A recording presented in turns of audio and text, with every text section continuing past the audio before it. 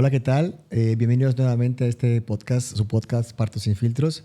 Mi nombre es Félix Molina, ginecólogo, y el día de hoy tenemos un tema súper importante que a lo mejor hemos escuchado hablar de él, a lo mejor hemos tenido la oportunidad de leer sobre el tema e incluso pudiera ser que hayamos conocido a alguna persona que lo haya sentido, que es justamente la depresión postparto. Y para ello, justamente hoy tenemos de invitada a Daniela Piñate.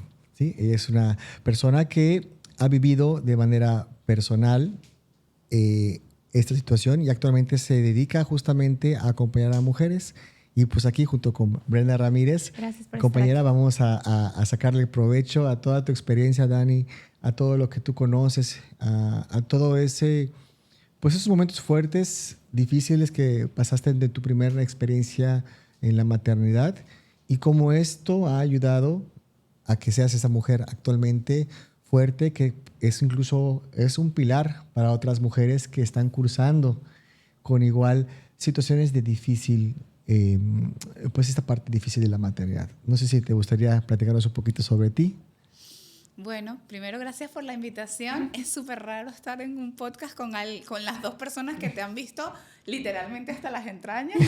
Es la cosa, o sea, es el podcast más raro en el que he estado, pero estoy muy feliz de estar aquí. Gracias. Bueno, yo soy Daniela, soy mamá de dos, de Nico Miranda, que va a cumplir 8 años dentro de 2 meses, y Catalina Micaela, que tiene 3 años. Yo soy venezolana. Vivo actualmente aquí en Mérida, Yucatán, pero mi primer posparto, o sea, mi embarazo y mi primer posparto lo viví en Ecuador. O sea, Nico nació en Ecuador.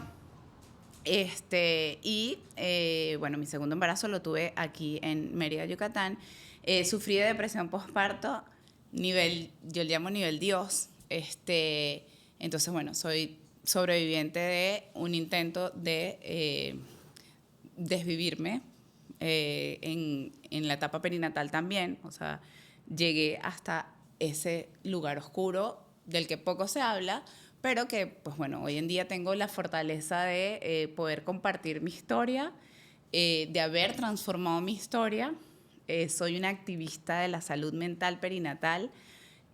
Tengo un proyecto hermoso que se llama Madre Terapia, en donde acompaño a mamás durante la etapa perinatal, desde que la mujer decide tener un bebé, es decir, voy a empezar a hacer la gestión durante el embarazo y el posparto, que el posparto no dura los 40 días, eso es muy importante mencionarlo. Y también soy parte del Departamento de Comunicación de The Alliance. Es una organización que está dentro de la organización mundial más grande de salud mental perinatal, que se llama Postpartum Support International. Es una organización estadounidense que tiene más de 30 años trabajando en función a darle visibilidad a la salud mental perinatal, educar a proveedores de salud y también acompañar a madres y familias. Y soy una mamá muy cool, eso quiero decirle. Soy una mamá muy cool y soy una mamá que está bien, y me encanta decir eso, aunque la gente diga al principio como que ay, pero es que uno cuando está en ese momento de depresión, claro, uno siente que eso te va a definir como mamá. Y mira, se me eriza la piel porque es lo que más las mamás nos angustia en ese momento. Es como sentir que tú toda la vida vas a ser esa mamá con depresión. Y la verdad es que no. Van a ser unas mamás muy cool.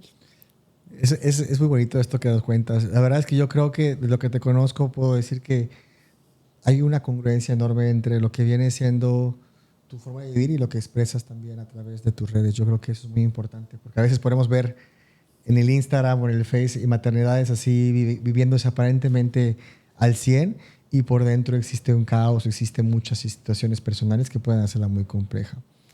Pero partiendo de este primer punto, Dani, obviamente este recorrido tan enorme que has hecho, cuéntame de aquella mujer, de aquella embarazada con su primer bebé, sin idea de nada de las cosas, con mucha, pues inexperiencia, joven, en el sentido de enfrentar este embarazo en un lugar diferente a lo que tú estás acostumbrada. ¿Cómo te sentías allí?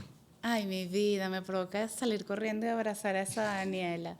Primero porque era una Daniela con muchas expectativas sobre la maternidad, comenzando una vida migratoria, ¿no? O sea, cuando yo decidí ser mamá, ya yo había llegado a Ecuador y estaba viviendo una vida como muy de joven, muy hippie, en la playa, en Olón, de Ecuador.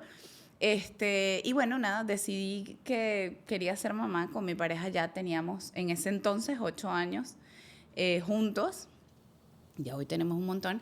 Y bueno, empezó la búsqueda. Mi búsqueda no fue tan fácil porque cuando dije quiero comenzar, quiero que seamos papás y mamá, no quedé embarazada ahí mismo, ¿no? Entonces ahí fue como, sin saberlo, como un primer choque con esa realidad, esas expectativas y esa necesidad de control que tenemos nosotros los seres humanos y las mujeres, ¿no? Es como que uno cree que todo el mundo como que, ay, me voy a embarazar y ya, me embaracé. No, la verdad es que para mí no. Fui a chequearme todo estaba bien, pero bueno, quedé embarazada luego de un año de búsqueda. Es muy importante esto que quiero mencionar aquí, porque en ese momento estaba desde otro lugar, no solamente de edad, de madurez y emocional, sino también económico. Entonces esto es un parteaguas importante.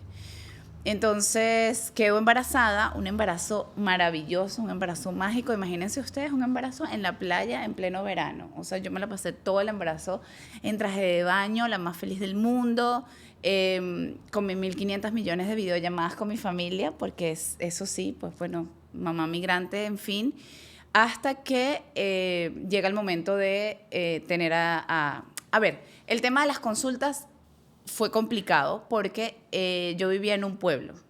Aparte de que vivía en un pueblo, económicamente no estaba en el mejor lugar. Entonces asistía al sistema de salud público, que lastimosamente es muy similar al sistema de salud público en Latinoamérica. Entonces, bueno, tipo que... Pero sin embargo, conté con mucha suerte porque... bueno, me conseguía gente, angelitos en el camino, ¿no? Entonces, pero sí, era ir a una consulta, esperar un montón de horas para ser atendida, era que si había algo que, no sé, que más o menos me daba angustia, esperar, no sé, un montón de semanas después para poder ir a la consulta, porque es por números, es por orden, o sea, es complejo, ¿no? Hasta que, bueno, nada, mi barriga fue creciendo, mi sueño siempre fue, ay, ahí vamos, no lo logré, pero bueno, igual soy una mamá cool, recuérdenlo. Mi sueño era tener un parto lo más salvaje posible, vaginal, porque hoy en día también entiendo que el parto por cesárea también es un parto. Así es. Me lo enseñó Brenda. Entonces, llegué a la semana 40 en el hospital, evidentemente no me... A ver, te atendía un médico y no es como cuando uno tiene el privilegio de pagar una consulta donde te atiende siempre el mismo médico, claro, ¿sabes? Entonces, bueno, llegué un día y me atendió una doctora que como que no sé qué pasó ese día, ella entró en pánico. Me dijo, no, o sea, tú ya tenemos que hacerte cesárea, la bebé está demasiado grande, no entiendo por qué no tienes dolores, no tienes... Hoy en día... entendemos que no te tienen que sacar un agente de ti a los 40 semanas y todo está bien.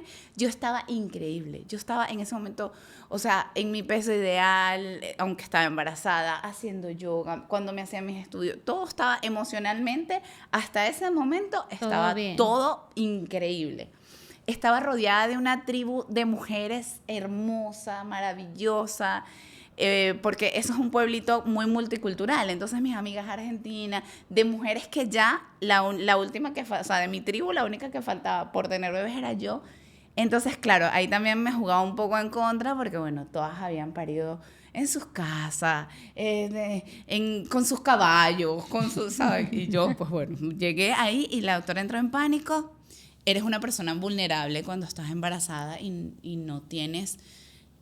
bueno, no tenía los conocimientos que tengo hoy, pero lo normal es no tener los conocimientos, ¿no? Lo normal es como que llegar a un lugar y a una persona que te diga, te guíe de la mejor manera. Ella entró en pánico, me hicieron lo que hoy sé que fue una cesárea innecesaria, que además fue no me llevaron ni siquiera al hospital de Santa Elena, que era como... El o general. sea, yo vivía como... Exacto, eso era como... Sino en el del pueblo. Entonces, algo pasó que empecé a tener como una emergencia en la cesárea. Yo quisiera decir... Bueno, cuando yo llegué a la consulta con Félix, yo le quería contar qué era lo que me había pasado. Nunca me explicaron. ¿Sabes? Como que no, te desangraste. ¿Sabes? No necesitas transfusión de sangre. No, ¿sabes? Es como, pero no, hasta el sol de hoy yo nunca supe que realmente fue que derivó en una emergencia, que todo fue muy salvaje, que todo fue muy irrespetuoso, que todo fue muy rápido, todo fue sin ningún tipo de explicación y además sin mi esposo, con el único acompañamiento, sin mi esposo porque no lo dejaban entrar, con el acompañamiento de mi hermana por horarios, porque bueno, eso creo que también es una constante de los hospitales de salud, que es como que las visitas tienen horarios como, de verdad. Te separan y por completo y No, te aíslan. o sea, yo lloraba ya después que o sea, que pasó todo, bueno, fue larguísima la cesárea, me hicieron transfusión de sangre, tuvieron que buscar mi sangre al hospital grande en el carro de mi esposo, porque la ambulancia no estaba, no servía, algo así. Bueno, total es que llego a recuperación, llego a la sala, me dan a mi bebé después de no sé cuánto tiempo. Cuando me sacan a Nico, lo único que me dejaron hacer fue tocarle la cabecita así con un dedito. Eso lo recuerdo con tanto dolor porque además yo como que el procedimiento médico no sabía, pero yo tenía muy claro lo que yo quería en mi momento cero. Eso sí yo lo tenía clarísimo. O sea, yo quería a mi hija conmigo, lactancia, tal. Y pues bueno, nada, todo fue muy violento, se la llevaron, me la dieron ya después al rato. Yo amarrada, que yo pensé, después aquí me enteré que no es lo normal que te amarren como Cristo. Ahí yo empecé a sentir que todo eso que estaba viviendo obviamente no era lo normal, pero no sabía, o sea, hasta ese momento no sabía. Y fíjate, nos estás narrando toda tu historia, que al final juro que estoy imaginando cada una de las cosas que te sucedieron. Pero detrás de toda esa situación, ¿qué estaba sintiendo Daniela? ¿Qué estaba pasando en tu cuerpo o en tu mente en esos momentos de ver toda esta situación como una película frente a tus ojos que tú no habías planeado en algún momento? Te lo puedo contar porque, por suerte, como que yo había hecho mucho trabajo espiritual y sí, como mucho trabajo interno, ¿no? Y yo recuerdo decirle, la única persona que logré que me explique, o sea, que por lo menos me dibujara lo que estaba pasando, porque yo estaba así, fue la anestesióloga. Hoy no recuerdo su nombre, pero fue el ángel que me mandó Dios en ese momento.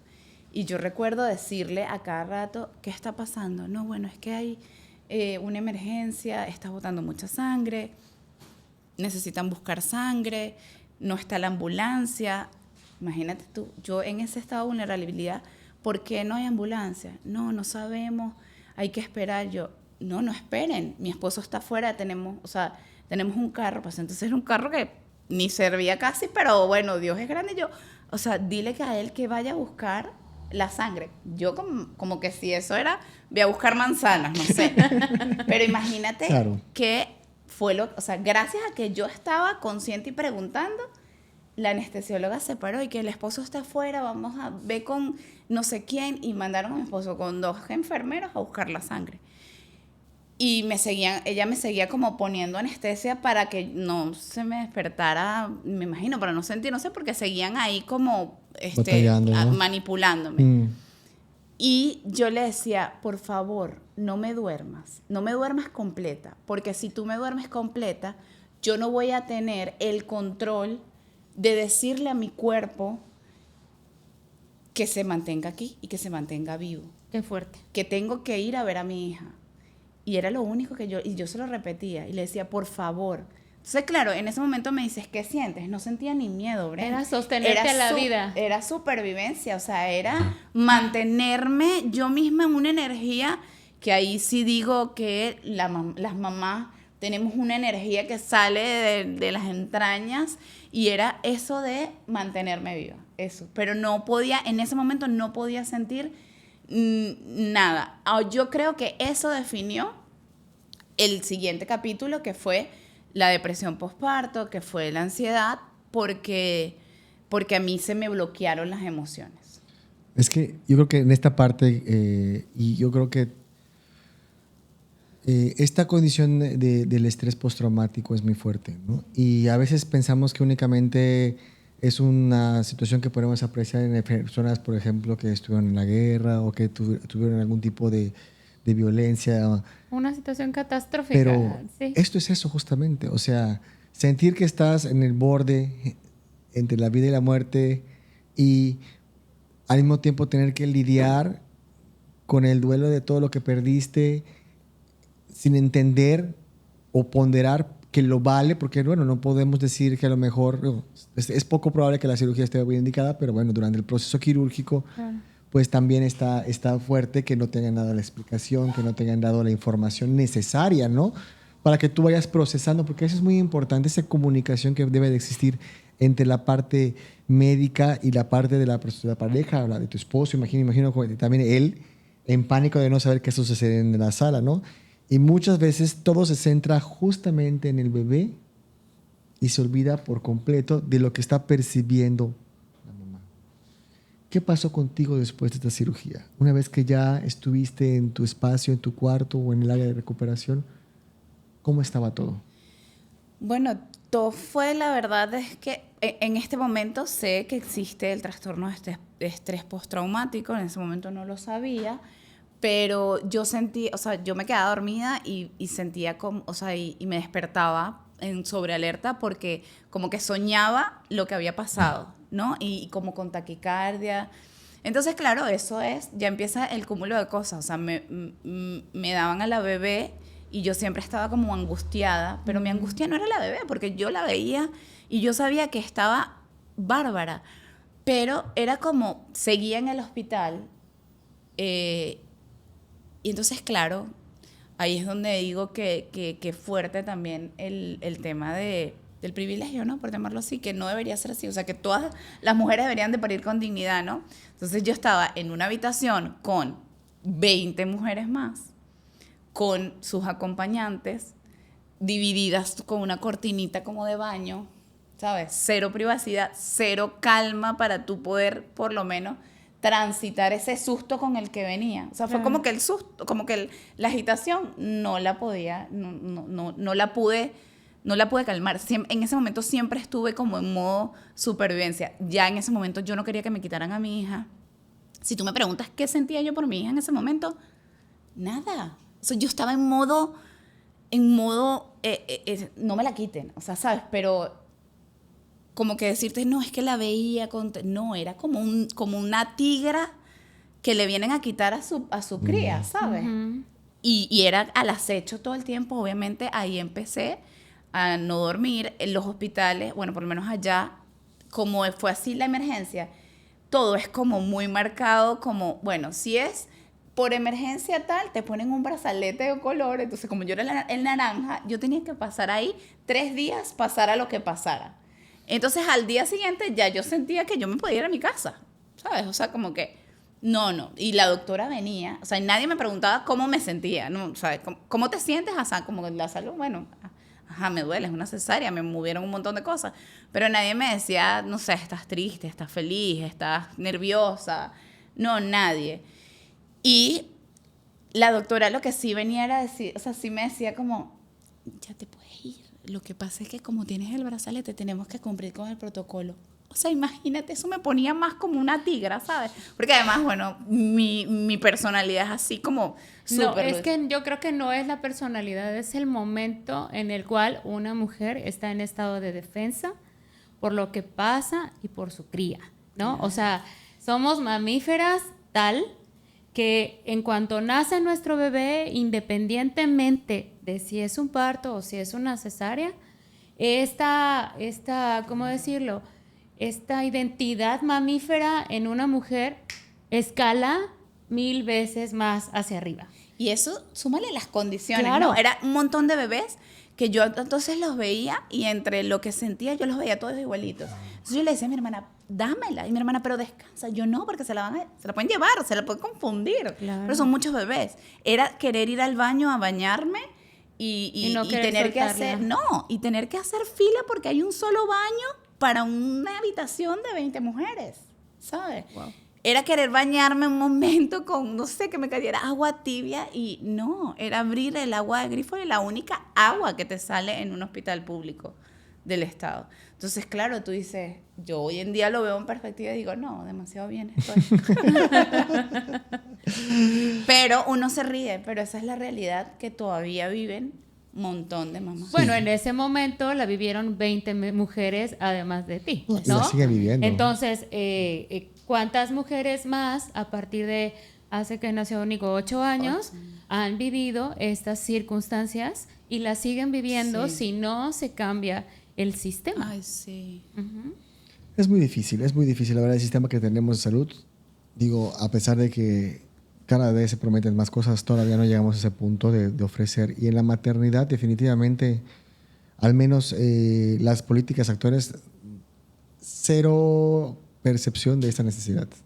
O sea, para fines a lo mejor administrativos o contables, pues es la mejor solución, pero realmente para la realidad de lo que es la experiencia del nacimiento, la calidad con la que se debe recibir un ser humano, la calidad que le requiere una mamá, el respeto por su trabajo, por su fuerza durante el embarazo, pues definitivamente siguen en la oscuridad. Y en este transitar de esta parte de tu recuperación quirúrgica y de entender a lo mejor a ponerle las piezas al rompecabezas, ¿en qué momento todo empezó a verse más oscuro? ¿En qué momento sientes tú a lo mejor ahorita en retrospectiva, identificando todo lo que vivió tu Daniela joven? ¿En qué momento dirías, aquí empezó todo esto? Wow, en el peor momento. Después de varios días ahí en el hospital, después me tuvieron que enviar al hospital grande también a hacerme unos exámenes porque supuestamente me habían dejado adentro un coágulo, que no era un coágulo, era un quiste que me quitó este señor hace 3 años. Pero bueno, o sea, imagínense, fueron muchas cosas. Es muy largo de contarlo en este podcast, pero ya después me envían a mi casa. Cuando me envían a mi casa, pasaron 17 días exactamente. Y a los 17 días, Nico broncoaspiró. Me dicen que broncoaspiró. Es algo como que se ahogó. Y tuvimos que regresar al hospital de emergencia. Y Nico estuvo, ya ahí en esos 17 días, ya yo en lo que llegué a mi casa, yo nunca me sentí bien. O sea, yo nunca me sentí como yo. O sea, todo era como raro, era como una película en blanco y negro y lenta todos los días, ¿no? Y para mí era muy desesperante porque todos los días yo decía, mañana sí voy a sentir lo que yo me imaginaba. Porque además yo quería tanto ser mamá. Claro. Y yo la pasé también en mi embarazo. Y yo me preparé tanto emocionalmente y energéticamente para tener a mi bebé que nada de lo que yo me imaginaba que iba a tener estaba pasando. Uh-huh. Yo sí podía hacer actividades con mi hija, pero el vínculo como tal, o sea, todo era muy en automático. Y cada día que pasaba era un día que yo me sentía como más apagada. Y era como que... Y yo recuerdo ver o sea, en ese momento estaba mi papá y mi hermana, que ya, o sea, ellos se fueron para allá para estar conmigo, y mi esposo, éramos como los que estábamos así, haciendo todo diario, y un primo de mi esposo, y a mí me daba una envidia ver cómo ellos podían, ver con aquella ternura ese bebé y estar tan felices. Y claro, pues ellos sin saber, nadie me estaba preguntando a mí cómo yo me sentía. Claro. Más allá de los cuidados principales, sí, de que mi hermana, gracias a Dios, estaba y me daba mi arepita y mi papá pasaba y me besaba la frente y mi esposo, no sé, me cargaba la bebé y no se iba, pero nadie me decía, era como y yo no sabía cómo decirles, pregúntenme cómo me siento. Pero es que aquí quisiera a lo mejor detenerme un poco porque es la realidad, yo creo que del 99% de las mujeres, sí, que cuando nace un bebé, aunque tú tengas un parto maravilloso, una cesárea, lo que tú quieras, la realidad es que nadie voltea a ver a la mamá. todos voltean a ver al bebé y preguntan por el bebé. Y pero normalmente el bebé está espléndido. Exacto, y la mamá es así como... Y a lo mejor yo te voy a contar un poquito. A mí me acuerdo cuando yo estaba embarazada de Elian, y yo creo que eso a mí sí me ayudó, porque mi papá me dijo unos días antes de que naciera Elian, mi vida, dice, por favor, no te vayas a sentir mal cuando nazca la niña, porque todos van a preguntar por ella, nadie va a preguntar por ti. Qué sabio. Por favor, no te me vayas a poner triste, porque yo voy a estar aquí. Y eso yo creo que fue algo que yo dije, Claro. o sea, pero ¿cuántas veces se platica esto? ¿O cuántas veces a lo mejor volteamos a ver a mamá, incluso en el momento de estar en el hospital? Sí, sí. Para mí es una escena que a lo mejor vivo muchos días que trabajamos, ¿no? Que sales y todos preguntan, ¿y el bebé? Claro. ¿Y el bebé? Y yo, la mamá está bien. Claro. Porque sí es importante, pero hay que voltear a ver primero a mamá, Claro. a saber cómo estás, ¿no? Y esa es una necesidad bien grande porque necesitamos ser vistas, ¿no? Total. Y si nosotros no decimos, ¿cómo sientes esto como que atorado de nadie se queda aquí, nadie me pregunta, Sí. nadie al menos me apapacha un poco o se duerme conmigo o no sé, Claro, ¿no? sí. Yo creo que para ti fue durísimo. Sí, totalmente. Y es una de las cosas que yo les digo a mis mamás que acompaño y a las mamás que veo en la calle como, pídelo.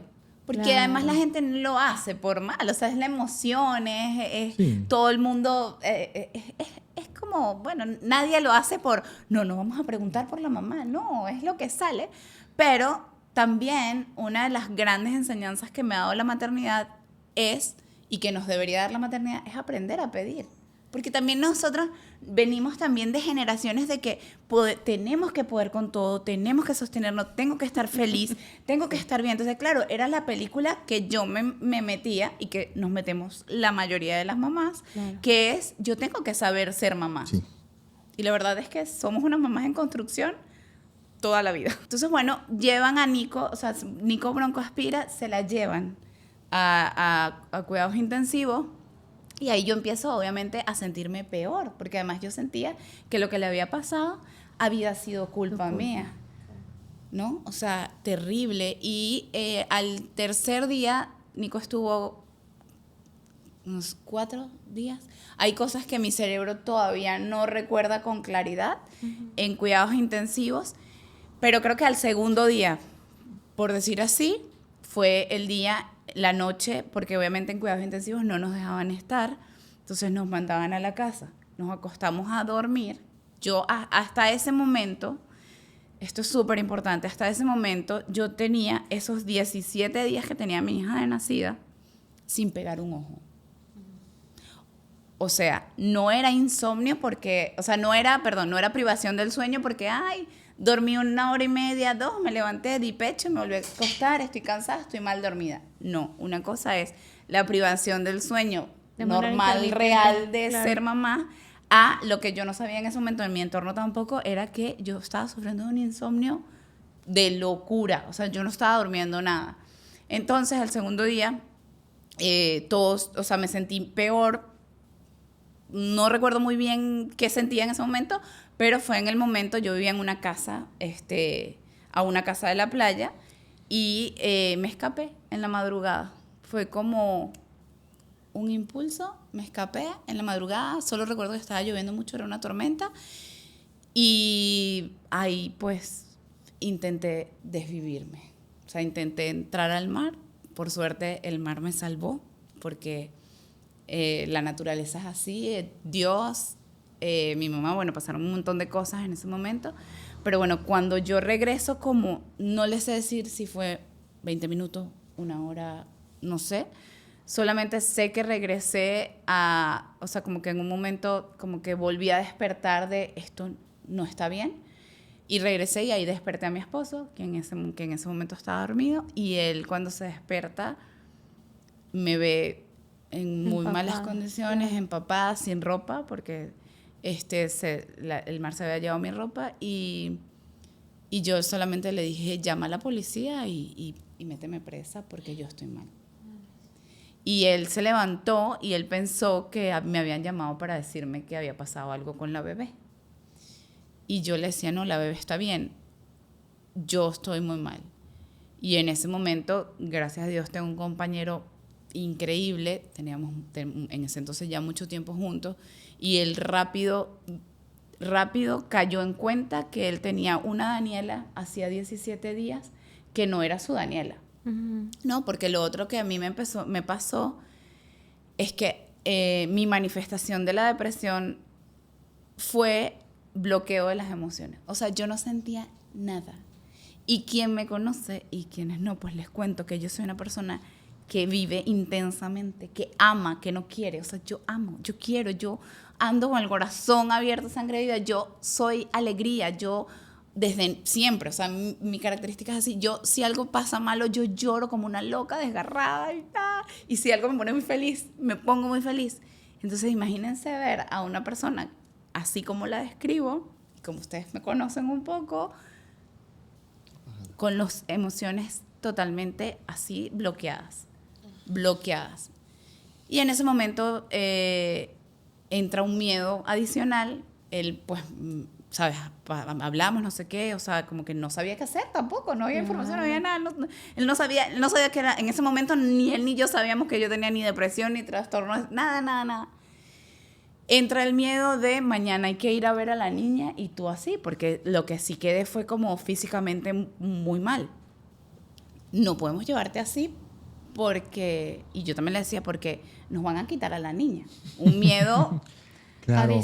adicional porque soy inmigrante, aparte. Ya. Cosa que realmente no pasa así, o sea, las leyes no se manejan así. Pidan ayuda en los centros de salud, pidan ayuda a sus proveedores de salud, a sus ginecobstetras, porque no por ser migrante, o sea, eso es un miedo que tenemos mucho las mamás migrantes cuando nos sentimos mal, que no pedimos ayuda por miedo a que nos quiten al bebé. Claro. Porque todas estas, con toda la desconexión que yo sentía que tenía en ese momento, hoy en día digo, o sea, es amor puro y duro todo lo que yo estaba viviendo, porque estaba de alguna manera intentando, por sobre todo los medios, ¿sabes?, sostener a mi hija. Y aparte de eso, ese pensar de mi hija va a estar mejor sin mí porque yo estoy mal, es como, hoy en día lo veo y digo, wow, o sea, eso, ¿sabes?, era un amor mal canalizado, pero no era que no la amaba como yo pensaba en ese momento. Es que no trato de pensar, o sea, de tratar de ¿cómo decir? Imaginar o tal vez sentir lo que pudieras tú haber sentido en ese momento. O sea, vienes de una experiencia sumamente traumática, además cargando con el tema de, pues, la preocupación de que tu bebé no está contigo, además lidiando con el conocimiento de que estás mal y esa impotencia de querer hacer más y no puedo hacer más, y además una culpa. Sí. Porque no llenas un estándar a lo mejor personal, o porque no sientes el que le estás dando lo que tu bebé necesita, o porque piensas justamente que a lo mejor tu bebé estaría mejor si tú no estuvieras. Y todo esto es una licuadora de emociones, sí, dándose de vueltas y vueltas y vueltas. Y no sé cómo sobrevives a eso. Y a todas estas el baile hormonal, ¿no? Que hoy lo entiendo. Toda la parte hormonal y química que también es un ingrediente más a la pócima. Y bueno, en ese momento, nada, mi esposo me dice como que quédate hoy, y al día siguiente sí fui a ver a mi bebé. Y cuando fui a ver a mi bebé, ese día que me quedé en la casa, me puse a buscar por internet. O sea, no existía ni ChatGPT. Era como Google lo que te salía. Entonces ponía lo que sentía y me empezó a salir, imagínense, lo que salía en ese momento. Primero me salió la historia de Brooke Shields, ¿saben? La de sí, claro, La Laguna Azul. Ajá. Ella sufrió de depresión postparto y había hablado de eso en algún momento de su vida. Entonces, claro, cuando empiezo a ver, o sea, a picarle como las cosas que me van saliendo de ella, no entiendo nada porque todo era en inglés y no era como que traducir así, o sea, ¿sabes? Mi inglés no era como... Y sigo, pero yo seguía buscando. Y en eso consigo el testimonio de Analía Sierra. Analía Sierra es un personaje muy importante en mi vida. Es una argentina que hoy en día es la presidenta de una ONG que se llama Materna, ¿ok? Y además es una de las pioneras en Latinoamérica en temas de salud mental perinatal y ha logrado incluso que en Buenos Aires ya oficialmente tengan, creo que es el 6 de mayo, es el día oficial de la salud mental perinatal. En Buenos Aires. O sea, a ver, como que en el mundo estamos todavía recolectando firmas para que la ONG, la Organización Mundial de la Salud lo ponga como un día oficial. Ella ya lo logró, por lo menos, en la provincia de Buenos Aires. Es una tipa increíble. Y yo encontré un blog en donde ella había escrito todo lo que ella había pasado en su posparto. Y todo lo que ella había pasado ahí era lo que yo estaba pasando. Cuando yo vi eso, yo sentí un alivio. Yo dije, ay, alguien más. Algo, o sea, alguien más está viviendo esto, ¿no? Claro. O sea, vivió esto. Y ella dejó muy sabiamente su correo electrónico y yo le escribí un correo electrónico y ella me mandó su teléfono y a partir de ahí hicimos una llamada por WhatsApp y ella me dijo que tenía esa organización, que existía la depresión postparto, que fuera al hospital y que preguntara. Fui al hospital al día siguiente, no pregunté porque tenía miedo todavía. Por lo mismo del tema migratorio, ¿no? Pero el neonatólogo que estaba atendiendo a Nico, que era un dominicano que había vivido en Venezuela hacía mucho tiempo, me vio, en ese momento que entré a ver a Nico, estaba en una incubadora en ese momento, y le dice a mi esposo, lo llama y le dice, mira, tu esposa está mal. Fue la primera persona que se lo dijo a mi esposo. O sea, yo lo sabía porque Analía, ya yo había hablado con Analía, pero él se lo dijo a mi esposo. Tu esposa está mal. Y ahí mi esposo también consiguió con quién, ¿no? O sea, quién también decirle lo que estaba pasando. Y le dijo, yo creo que tiene depresión postparto, pasa en el puerperio, o sea, como que le explicó un poco. Y mi esposo le dice, y él le dice, yo sé que está mal porque desde que tu esposa está embarazada, que está viniendo al hospital, todos los médicos y todas las doctoras sabíamos quién era ella, porque yo iba tan feliz con mi panza que yo iba desbordando papelillos por la clínica. Y ahora no es esa muchacha que veíamos embarazada. Y ahí empieza, entonces mi esposo ahí se abrió y le dijo, mira, anoche pasó esto, esto y esto. Ahí empieza el momento en el que me refieren a psiquiatría. Para mí en ese momento psiquiatría era ¿Por qué me tienen la aquí? loca. Claro. ¿Sabes? O sea, porque uno viene de esos tabús y esas... O sea, para mí el que usaba psiquiatría estaba loco. Me mandan a psiquiatría, en la psiquiatra me diagnostica, me dan un diagnóstico y ahí comienza pues todo el camino de, ya sabemos que Daniela tiene depresión postparto y comienza mi camino de sanación con muchas dificultades porque no tenía dinero también para sostener un problema de salud mental, porque lamentablemente pareciera que fuera una enfermedad para privilegiados, pero no lo es. Entonces ahí comienza también otro desafío. ¿Y los recursos a nivel público existían o muy limitados? Por suerte, la psiquiatra que me atendió, que en ese momento no era psiquiatra perinatal, yo no sabía ni que existía la psiquiatría perinatal, era la psiquiatra que atendía a 2.500 millones de personas. O sea, yo después cuando me tocaba consulta con ella, que entraba a la sala de espera para entrar a su consulta, yo le decía a mi esposa, es que siento que es algo peor, porque obviamente, o sea, te ponen con gente que tiene otro tipo de trastorno, tú sigues vulnerable, tú sigues, ¿sabes?, gestionando todas esas emociones que no has gestionado. Y bueno, lo que sí en ese momento contaba con el hospital, gracias a Dios, estaba en un buen momento económico, no sé cómo se dice, de recursos, y me daban mis recetitas y me las daban en la farmacia del hospital. Siempre tuve la suerte de que durante todo mi tratamiento siempre hubo lo que me mandaban, ¿ok? Y la terapia psicológica fue imposible por el hospital. Me atendieron una sola vez y ya no había espacio sino para como dentro de 3 meses. Y mi caso era muy grave como para dejar la terapia para dentro de 3 meses. Y ahí Analía con su ONG, en ese momento, que no es el momento actual, que la gente hace terapia online y que está normalizado. No, en ese momento ella me puso en contacto con una de sus voluntarias, psicólogas perinatales, y yo de ella recibí, o sea, en ese momento, también por suerte Buenos Aires y el lugar donde ella estaba en un buen lugar económico, y recibí ayuda psicológica de una de sus voluntarias, que era por llamada, o sea, por llamada así de WhatsApp. Así eran mis consultas. Primero tuve consultas, la primera semana fueron diarias, porque yo estaba muy mal, y ya a partir de ahí era una semanal y ya después se fueron espaciando. Y por suerte no las tuve que pagar, porque cuando empecé a buscar para pagarlas, yo no tenía dinero para pagar eso, para sostener. ¿Qué era eso. estar mal, Daniela? Estar mal era seguir como un zombie. O sea, no lograr conectar con nada.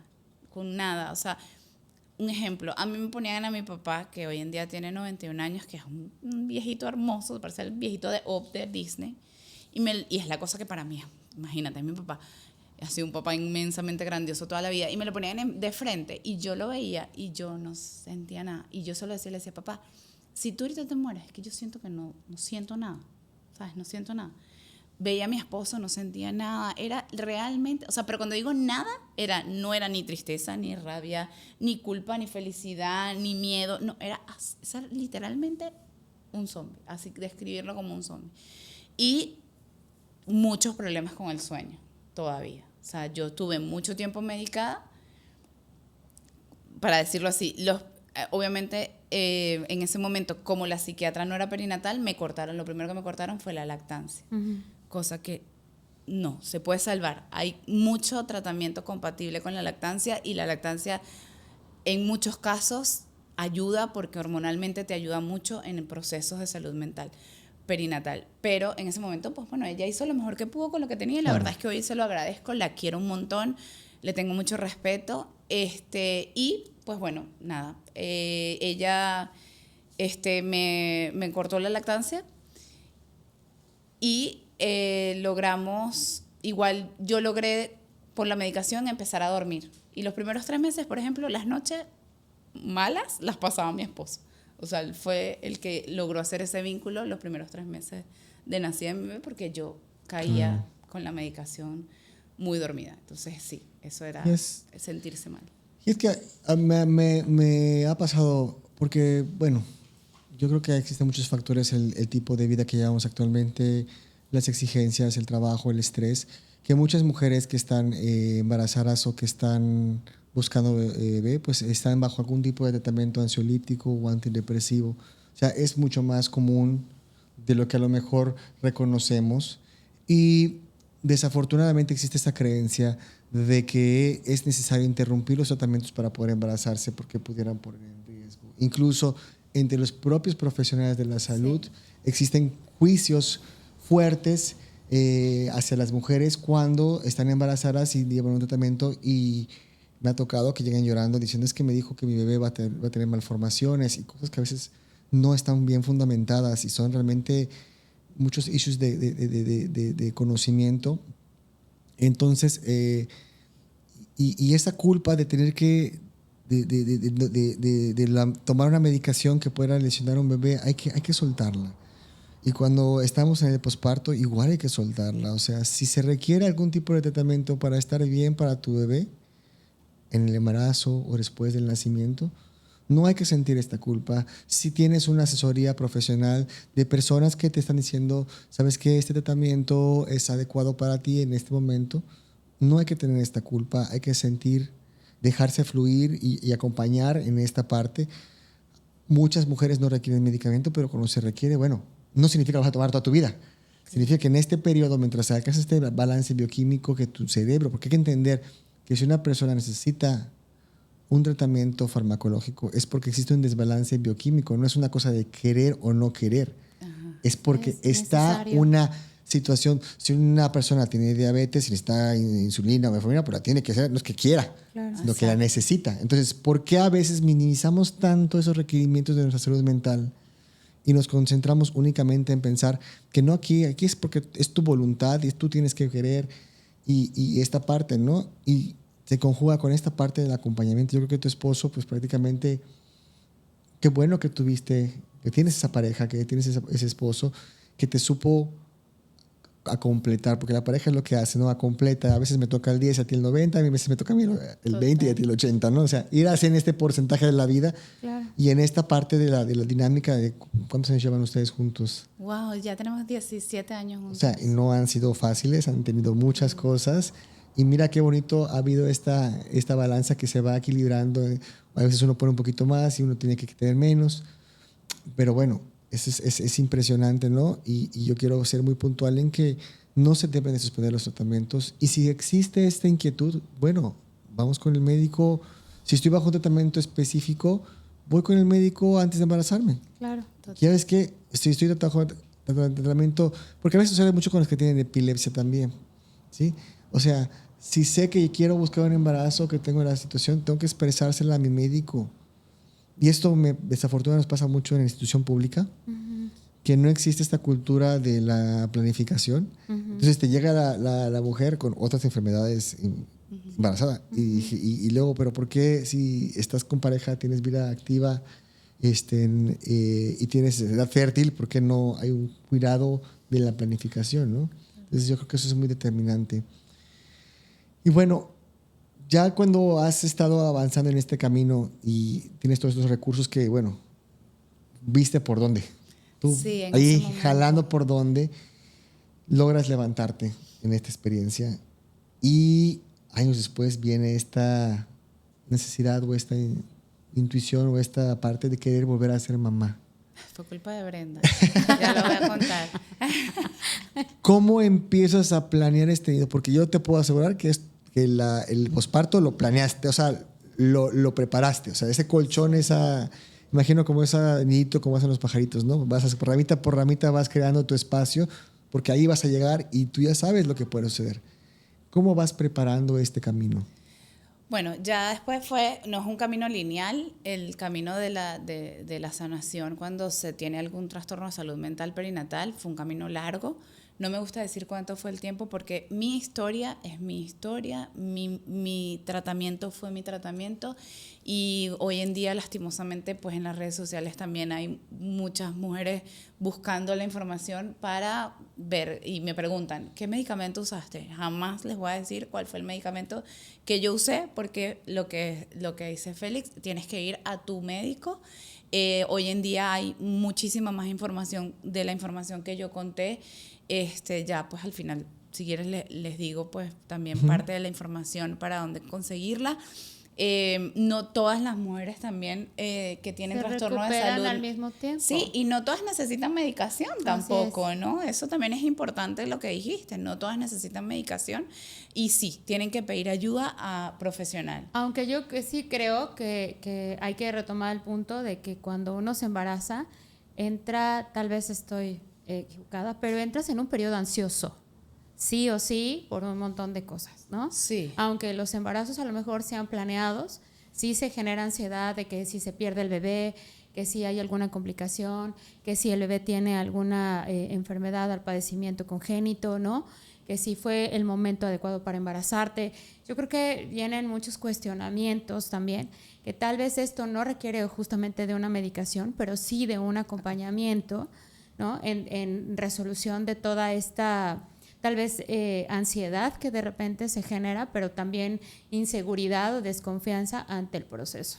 Absolutamente. Hoy en día yo soy, así como soy una sobreviviente de todo lo que les conté, también soy el testimonio de la importancia de la prevención, Claro. que es ahí a donde vamos en mi segundo posparto. Me empecé a sentir bien, bueno, luego de mucho de tratamientos, de terapia, de muchas cosas. O sea, son muchas cosas. Es un tema también del acompañamiento, de cómo te vas sintiendo tú también poco a poco y vas diciendo, mira, en lo que creas también. O sea, y lo otro es que no es un proceso lineal, o sea, no es como que me duele la cabeza, me tomé una pastilla y se me quitó el dolor de cabeza, claro, sino que hay sus días buenos y hay sus días malos. Entonces, bueno, luego de mucho tiempo, de mucha paciencia, de un tiempo estimado, luego ya sané. A mí también una de las cosas que me empezó a ayudar mucho fue que luego cuando me empecé a sentir bien, empecé a contar mi historia en Madre Terapia, que es mis redes sociales, y a acompañar mamás sin saber que estaba acompañando mamás. O sea, hacer lo mismo que hacía Analía conmigo, porque Analía, yo tenía a mi psiquiatra, tenía a mi psicóloga y tenía a Analía, que era mi acompañante de par, que para mí era lo más maravilloso que existía, porque ella hacía 10 años, en ese momento, hacía 10 años que había pasado por depresión postparto.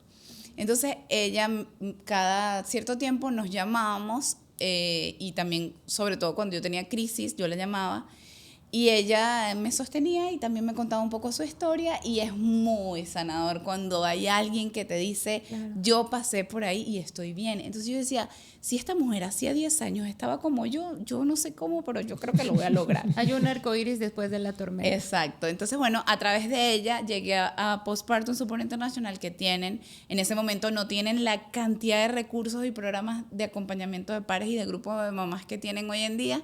Pero bueno, llegué al único que había en español y me fui metiendo, y se estaba creando el grupo de voluntariados en español, y me metí como mamá voluntaria porque me empecé a sentir bien, empecé a hacer las capacitaciones de Postpartum Support International, y así poco a poco, sin querer, pues bueno, me he convertido en una persona que ahora sabe de salud mental perinatal.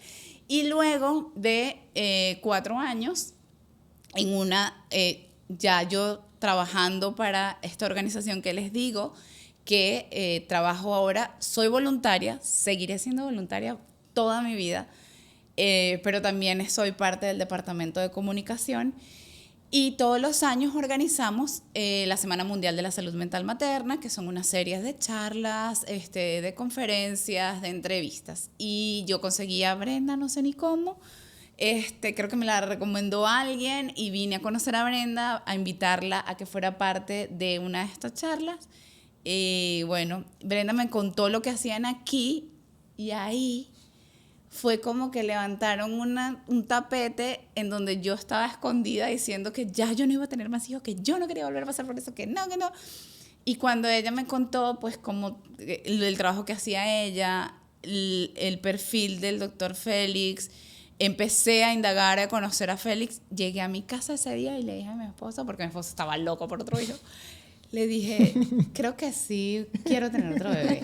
Me imagino. Pero cabe la posibilidad. No, llegué, pero con condiciones. Pero, ay, qué lindo, ¿no? Por suerte, ya con otra situación económica, claro, distinta, migratoria distinta, desde un lugar distinto, le dije, pero con la condición de que yo no vaya a parir en un hospital público, y que yo tengo que parir con el doctor Félix. O sea, si no es el doctor Félix, yo no, o sea, es que no hay manera. O sea, si no hay dinero para pagar las consultas y el parto con Félix y Brenda, no hay manera. Y pues bueno, él me dijo, esta vez sí hay. ¿Cómo?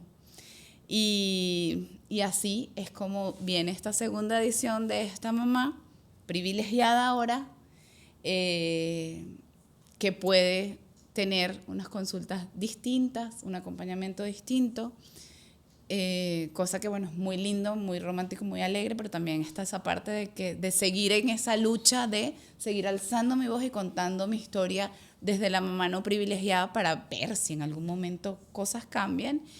Y decidimos tener a Catalina.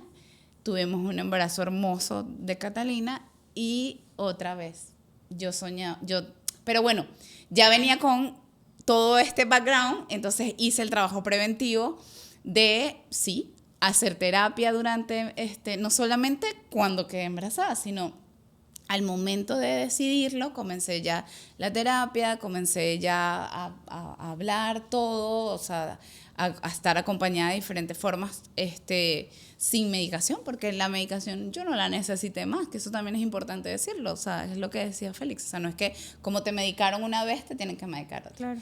Y tuve una segunda cesárea, aunque yo hice todo lo que pude hasta el final, hicimos todo lo que pudimos para tener mi parto vaginal, no lo logré, pero ya esta vez lo pude afrontar de una manera diferente y sostenida, igual vulnerable, porque igual el momento en el que le dije a Abren, ya este dolor no es un dolor fisiológico, yo tenía una condición de un quiste que no dejaba que Cata terminara de salir, aunque hice el trabajo de parto, pero bueno, al final me senté, lloré con Brenda, sí, lloré y le decía, no puede ser.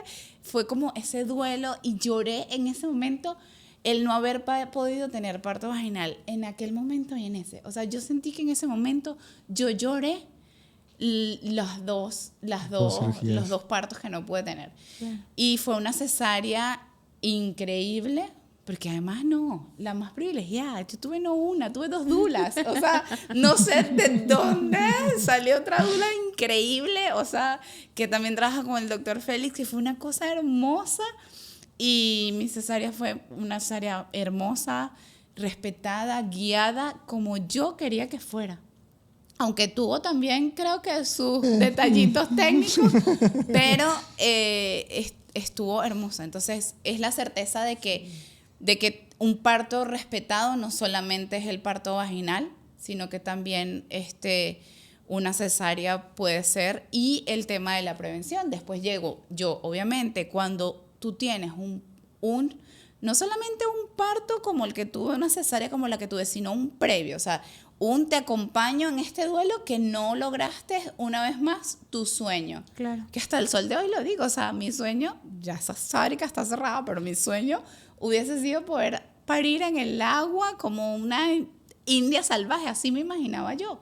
Aunque no lo logré, lo lloré, lo transité, estuve acompañada de mi dula, estuve acompañada de mi doctor, estuve acompañada de mi terapeuta, estuve acompañada obviamente de mi equipo de trabajo. Uh-huh. y bueno, y tuve un posparto increíble, a pesar de las dificultades, a pesar de la recuperación clínica de una cesárea que es dura, no las voy a romantizar tampoco, uh-huh. Además que tuvo sus detalles y también me tuvieron que hacer otra operación extra, pero bueno, lo logré, igual acompañada con mi familia, pero también desde el privilegio logré hacer no solamente el plan de parto, sino como ahora me dedico a eso, yo hice mi plan posparto, claro.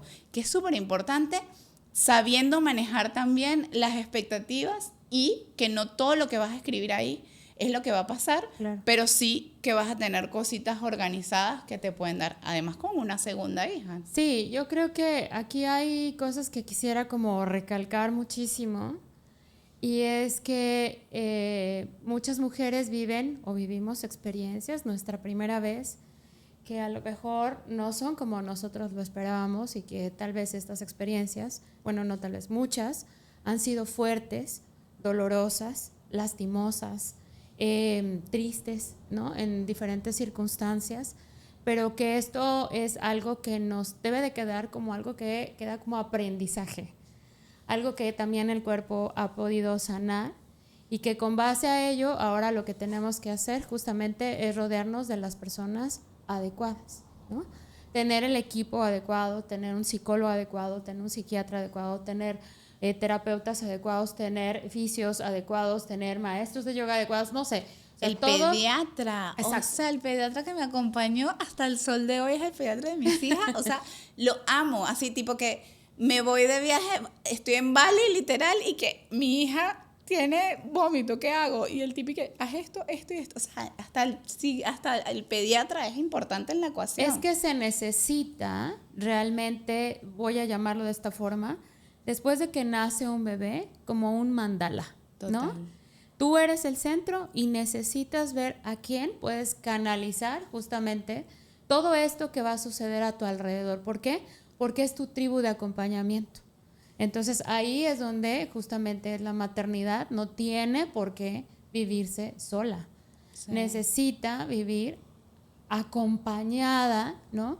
No solo de la pareja, sino de todos aquellos que puedan guiarte de una mejor forma. Desde el pediatra, o sea...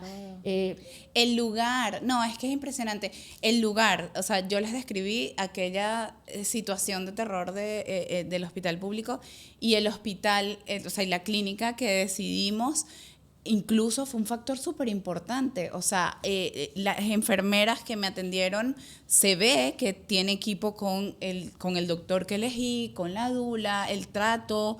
Creo que es como que tienen la misma filosofía.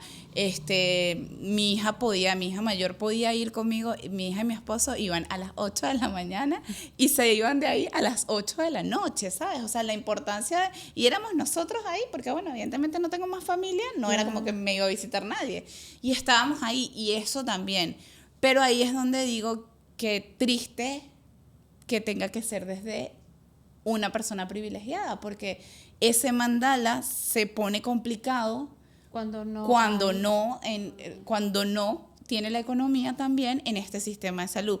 Pero aún así, mi invitación es a que busquen y que planifiquen de la mejor manera, porque sí hay su forma, hay sus caminos. Es un poco más complicado, pero hay sus caminos. Aunque aquí, perdóname, Félix, hay algo que es súper importante y que yo creo que tiene mucho que ver con la familia. La familia también nos puede apoyar y puede ser esa parte de ese mandala que nos acompañe y nos apoya en esos momentos, ¿no? Sin embargo, hay ocasiones que nuestra propia familia, amigos o personas cercanas dicen o hacen cosas que contrarrestan esta información, ¿no? Como por ejemplo, voy a decir una tontería del posparto, ¿no? No lo estás llenando, dale fórmula. Sí. Ajá. ¿Qué frases has escuchado o que tú has, con toda tu experiencia de mujeres, que la familia, amigos, cercanos, no deberían de decir ni expresar o tener cuidado al momento de platicarlo a una mujer, ya sea en el embarazo o en el posparto? Wow, no, tendría que hacer otro podcast solo de esto. En lo particular, pues la verdad no demasiado, porque con la condición de migrante te hace que eso sí, que tu posparto y tu parto no sea como tan visitado y tan recurrente, porque no está la tía, no está la abuela, no está la prima, sino como las amigas, pero que también son... Pero acompañando a mamás, incluso hace unas semanas atrás hice un acompañamiento, yo hago acompañamientos online, pero también hago presenciales. La mamá me pidió que por favor fuera a la clínica. Y cuando llegué, fue supremamente abrumador para mí. No me quiero imaginar para la mamá, ¿no? Porque primero estaba la fiesta, ¿no? La abuela, la tía, la abuelita, el tío, no sé qué, el gentío ahí. Y yo dije, claro, esto es un colapso emocional. La familia está muy emocionada, es verdad, pero la mamá estaba como quedamos todas, porque no hay manera de romantizar ese momento. O sea, yo creo que hasta las que paren así como yo quería y mi imaginario, quedan después así, o sea, ¿sabes? Válida. Ajá, porque además después viene la otra parte, ¿sabes? El dar pecho, tal. Y sí, o sea, eran 200 millones de recomendaciones. O sea, tápale los piecitos, ponle no sé qué. Hubo una que le dijo, tienes que ser muy fuerte porque ahora eres mamá. Y yo decía, qué fuerte, qué nada. O sea, ¿sabes? Yo era como que... Y bueno, sí, o sea, ese tipo de frases que parecen ingenuas, como dale fórmula. No, ni siquiera dale fórmula. No se está llenando el bebé.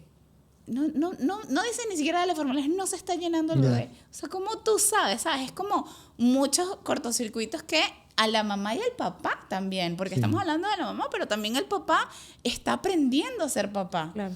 Entonces sí, yo creo que ser un poco más cuidadoso con las acciones, con los tiempos y con lo que decimos. Dentro del plan de posparto que yo le recomiendo a las mamás que hagan, está incluso hacer como una cláusula literal familiar de quién sí quieres que vaya y quién no quieres que vaya, porque ese creo que es el primer detonante, más que la frase inicial, es la acción familiar. de cómo quieres vivir el posparto. Y bueno, y aquí les sugerimos un libro que es de Laia Casadeval, que se llama La Guía del Embarazo Consciente. Habla justamente del decálogo del posparto. Échense esa hojita nomás para que lo vean, incluso tómenle una foto, compártanlo en sus redes.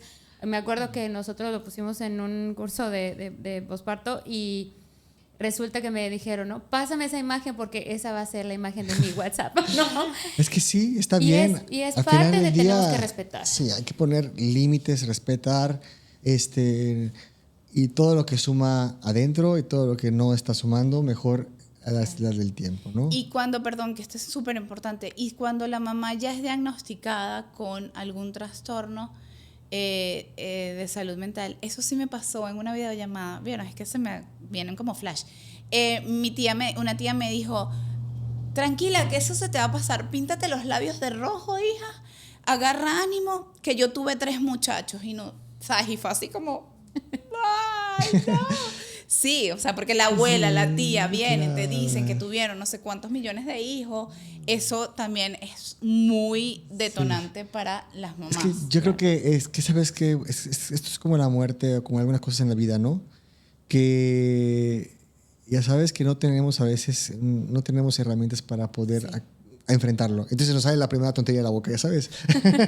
O sea, a veces estamos tan incómodos en el sentido de que no porque, o sea, sentimos la empatía, sentimos lo que está pasando, pero no sabemos cómo ayudar y decimos una tontería. Sí. Entonces ahí mejor es como que hacer esta reflexión de que mejor, si no tienes nada bueno que decir o nada que esté bien fundamentado, mejor digo, ok, estoy aquí para lo que necesites y estamos pendientes, ¿sabes? Sí. Porque la verdad es que, vaya, al final del día, a veces decir una cosa así puede lesionar más de lo que puede ayudar, ¿no?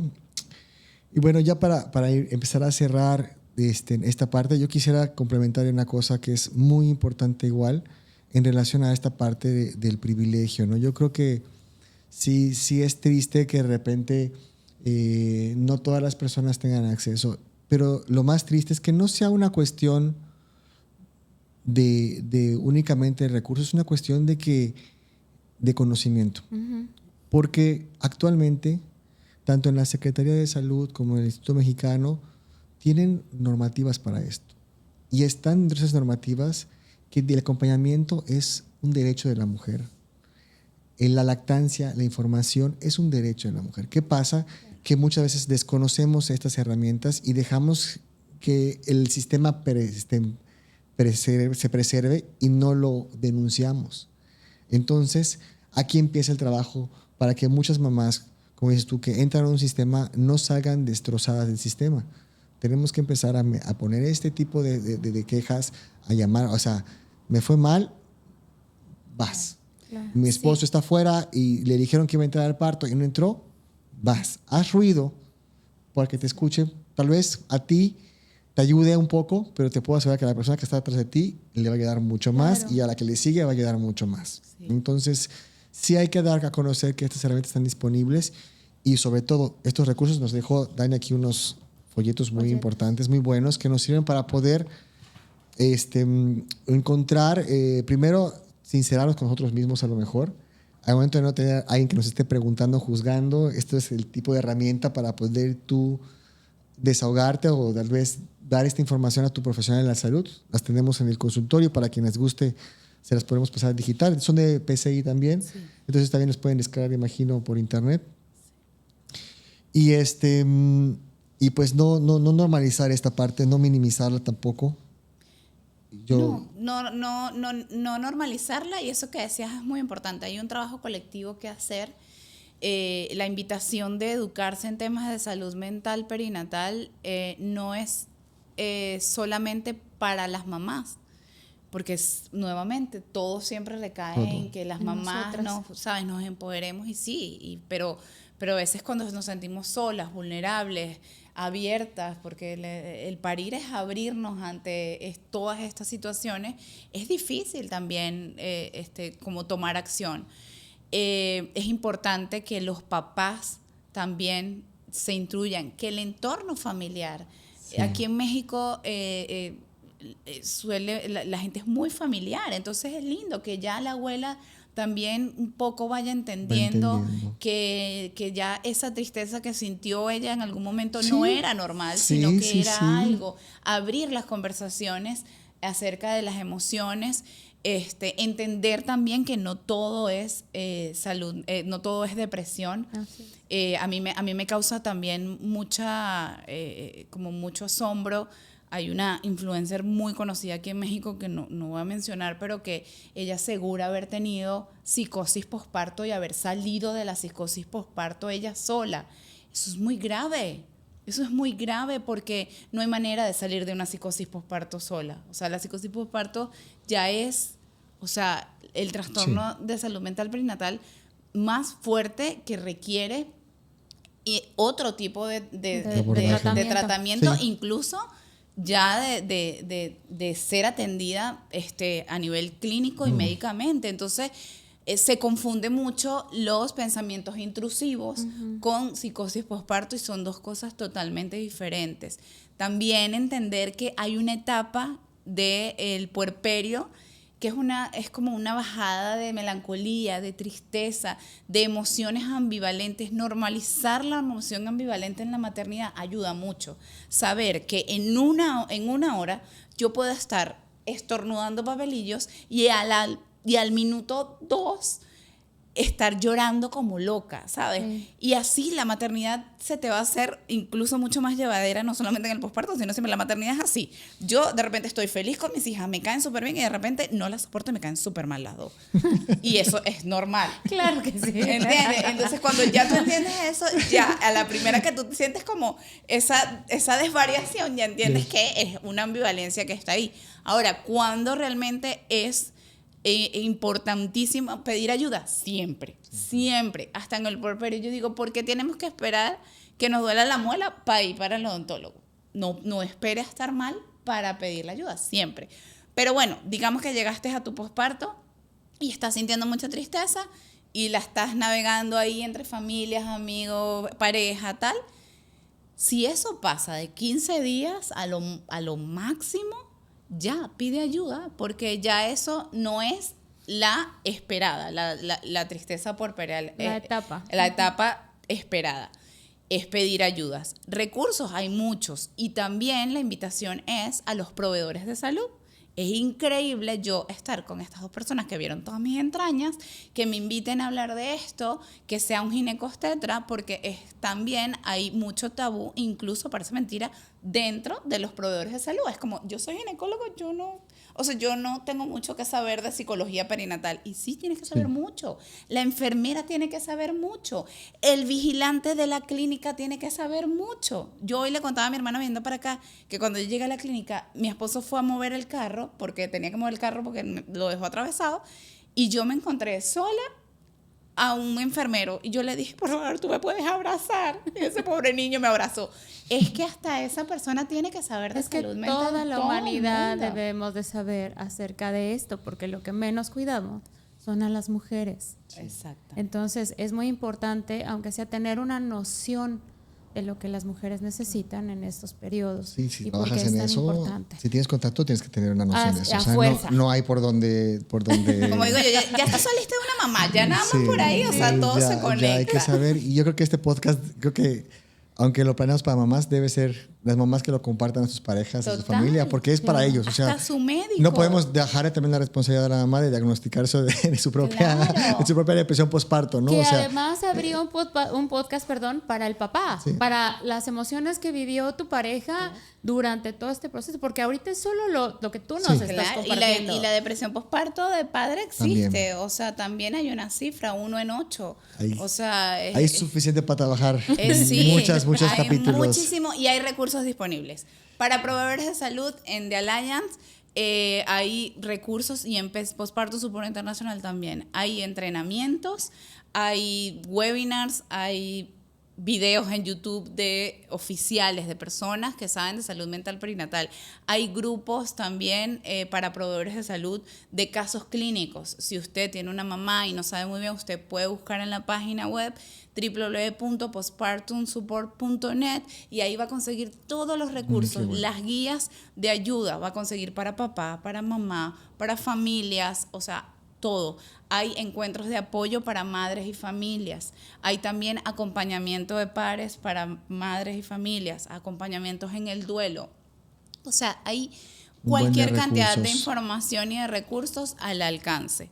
Y pues bueno, también existimos ahora las acompañantes de par, que es a lo que también me dedico, que es acompañar a las mamás durante la etapa perinatal, como decía, desde el embarazo hasta el posparto, la que quieran, porque yo ahora apuesto más a lo preventivo, claro, que al caos. Acompaño a mamás en caos más, pero me encantaría empezar a decirte, ¿sabes qué? Ahora acompaño a un montón de mamás que llegaron y ya supieron navegar esa ola. Y que aquí surge esa pregunta cuando muchas mujeres dicen, ¿y cuál es el momento adecuado para yo ir a verte? Desde antes de embarazarte, ¿no? O lo más pronto posible, en cuanto ya sepas que estás embarazada. Y Dani, ¿dónde te podemos encontrar en redes sociales? @madreterapia. Ahí, ese es mi Instagram, ahí me pueden escribir.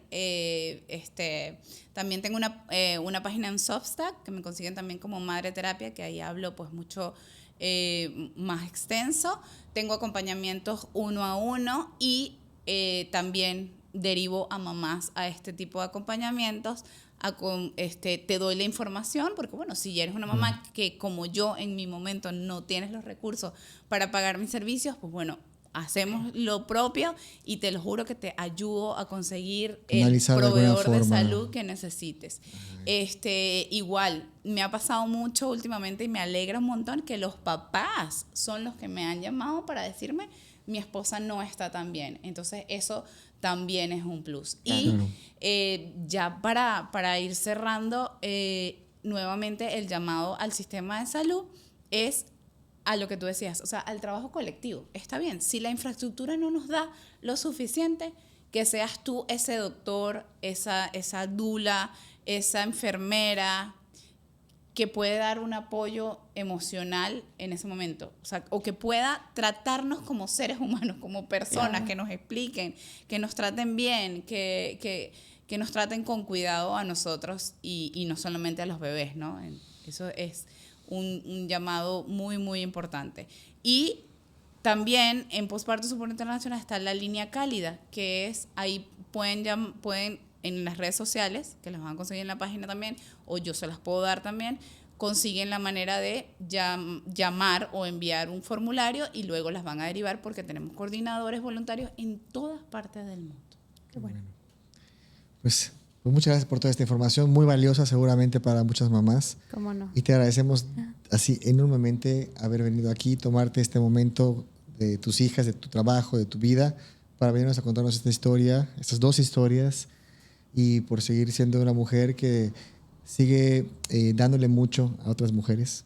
Te agradezco, Dani, es un placer y un gusto conocerte, y pues espero verte en otro tema. Ahí nos pensaremos qué más podemos platicar. Sí, es un universo. La maternidad es un universo. Gracias a ustedes por este espacio. No solamente en nombre de mí y de Madre Terapia, sino de todas las mamás y familias que vean esto. Gracias por ser parte de mi vida. Yo todos los cumpleaños de mi hija les escribo y los honro porque además son la demostración de que sí existen proveedores de salud distintos y que acompañan con una mirada distinta. Hay mucho trabajo por hacer, pero antes de cerrar quiero dejar un mensaje muy claro y muy hermoso, que me gusta hacerlo porque en algún momento mi hija va a ver esto ya siendo adulta y es una historia muy fuerte la que vivimos las dos, y yo cierro diciendo algo muy claro, que si yo tengo que volver a pasar por todo lo que pasé para ser la mamá de Nico Miranda y ser la mamá de Catalina Micaela, yo lo voy a volver a pasar. Porque no hay cosa más maravillosa que ser la mamá de esos dos seres. Que sí, que la maternidad no se romantiza. Pues la maternidad tiene cosas muy románticas y también es válido. Y hermoso. Dejemos de pelearnos también con la parte romántica de la maternidad. Más bien, vamos a amigarnos con las oscuridades y las cosas de colores que tiene la maternidad y con las emociones ambivalentes. Somos luz y sombra todo el tiempo. Así es, siempre me gusta cerrar con eso porque en algún momento cuando mi hija vea toda esta cantidad de trabajo que estoy haciendo en pro a visibilizar la salud mental perinatal, sepa que ella ha sido mi gran maestra y que gracias a ella estoy aquí y que en vez de ver su historia como algo feo y oscuro, lo vea como toda esa luz que a través de ella, siendo mi maestra y trayéndome a este mundo de la maternidad de esa manera, he podido ayudar a más de 95 mamás he acompañado ya. O sea, no lo puedo ni creer, pero bueno. Sí. Pues hashtag te queremos. Gracias, de verdad, muchísimas gracias. Ha sido muy lindo. Créeme que me haces un sentimiento muy grande dentro de mi corazón y me siento bendecida. Creo que ambos más bien nos sentimos honrados y bendecidos de haberte tenido aquí con nosotros y habernos compartido esto. Muchísimas gracias. Cuenten conmigo siempre y más de lo que imaginan. Muchas gracias, Dani. Pues muchas gracias a todos ustedes por habernos escuchado el día de hoy. Ya saben que nos pueden encontrar en nuestras redes sociales, ya sea a través de YouTube o en Spotify. Y para los que quieran tener más información sobre el trabajo de Dani y sobre PSI, no se olviden buscar en nuestra descripción toda esta información. Y pues cualquier cosa estamos aquí para ustedes. Nos vemos en el próximo capítulo.